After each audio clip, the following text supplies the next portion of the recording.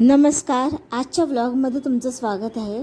इथेही माझी बहीण आली आहे आमच्या इथे आणि ही तिची मुलगी म्हणजे माझी भाची सखी आहे. इथे आम्ही आज मोदक बनवण्याचं ठरवल्यामुळे मी इथे नारळ फोडून त्याचं असं मागचा भाग काढला आहे आणि आता हा नारळ मी मिक्सरमध्ये बारीक करून घेणार आहे. हे बघा कवड एकदम स्वच्छ निघाली. मी नारळ थोडा वेळ फ्रीझरमध्ये ठेवला होता आणि त्यामुळे पटकन मला ते त्याचं मागचं जे आवरण होतं ते काढणं सोपं झालं. आता मी किचनमध्ये थोडा अंधार वाटत असल्यामुळे लाईट लावते आणि हे बघा मम्मी काय बनवते. बहीण आली आहे, मेहुणे आले आहेत म्हणून आलेल्या पाहुण्यांसाठी मस्तपैकी साजूक तुपातली गोडाचा शिरा बनवत आहे. आमच्या मम्मीच्या हातचा गोडाचा शिरा सगळ्यांना आवडतो आणि ते माझी बहीण पण काहीतरी डब्यामध्ये घेऊन आली आहे. अरे वा. इथे तिने आलेले आहेत हळदीच्या पानातील पातोळ्या आणि मोदकसुद्धा ते आमच्यासाठी घेऊन आलेले.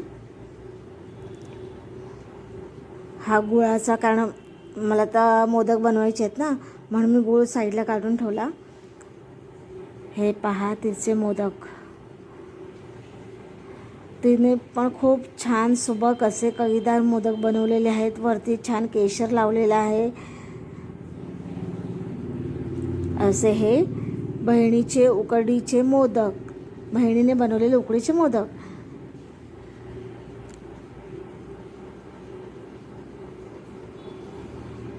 आता ती काय करते, थोडेसे दुसऱ्या डब्यात काढून ठेवते. हे बघा आता ह्याच्यातले थोडेसे ते दुसऱ्या डब्यामध्ये काढून ठेवणार आहे.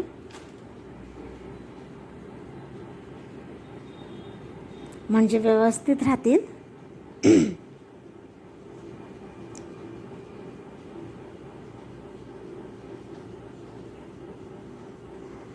1 2 3 4 5 6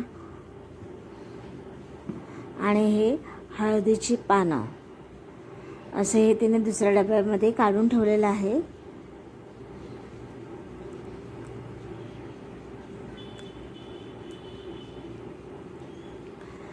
तर अशी आमची ही बहीण, ही सुद्धा स्वयंपाकात खूप हुशार आहे.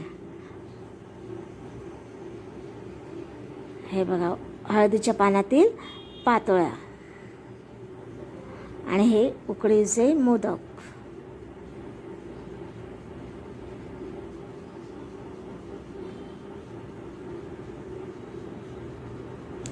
आता हिने मुलांना बोलवलेलं आहे मोदक खाण्यासाठी. तर बघा सखी आली आहे, आमचा आहान पण आला आहे, पण त्यांना खायला सांगितलं मोदक आणि ते खातात चॉकलेट. त्यांना मोदक नको झालेत. आता इथे शिरा तयार झालेला आहे सर्व करण्यासाठी. बघा मस्त असा लुसलुशीत शिरा तयार आहे. इथे खाऊ आणलं आहे.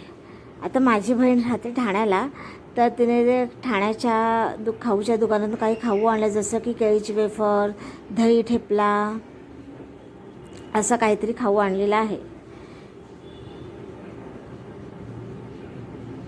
केक आणलेला आहे, हा कप केक. इथे बघा माझं खोबरं, आता हे खोबरं मिक्सरला लावून घेते. आता तोपर्यंत काय झालं, हे लोक आले आणि परत आता जायला सुद्धा निघाले, कारण ते लोक आता डहाणूला जात आहेत आणि त्यांची 6:30 वाजताची ट्रेन असल्यामुळे ते आता निघालेले आहेत. म्हणजे माझी बहीण फक्त 1-2 तासासाठीच आम्हाला भेटण्यासाठी आली होती. पाहुणचार घेतला आणि आता ती निघते आहे लगेच, कारण त्यांची 6:30ची डहाणूला जाण्याची ट्रेन आहे. फ्लाइंग राणी ट्रेन असते, त्या ट्रेनने लोक जात आहेत. तर सोडायला हा माझा भाऊ आहे. माझा भाऊ चालला आहे सोडायला त्यांना.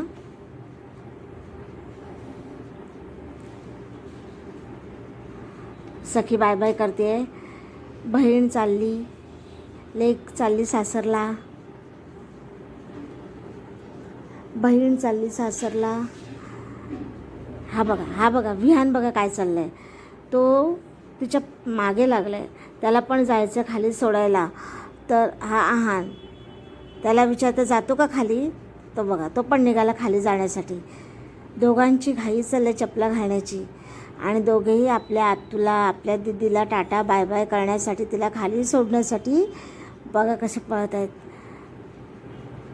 तर अशा प्रकारे आमची बहीण गेल्यानंतर आम्ही आमच्यासाठी सुद्धा मोदक बनवले. मम्मीने काय केलं होतं, बहीण गेल्यानंतर आपलं जे सारण असतं ते सारण तयार करून ठेवलं होतं आणि पीठ भागवून पण ठेवलं होतं. मी फक्त मग 7 वाजता संध्याकाळी हे मोदक करायला घेतले. आता बहिणीने मोदक आणलेच होते म्हणून मी काही जास्त मोदक केले नाही. हे एवढेच मोदक झालेत आणि सोबत म्हणतात ना 11 मोदकानंतर मोदकांची बहीण एक म्हणून ही करंजी केलेली आहे, उकड करंजी.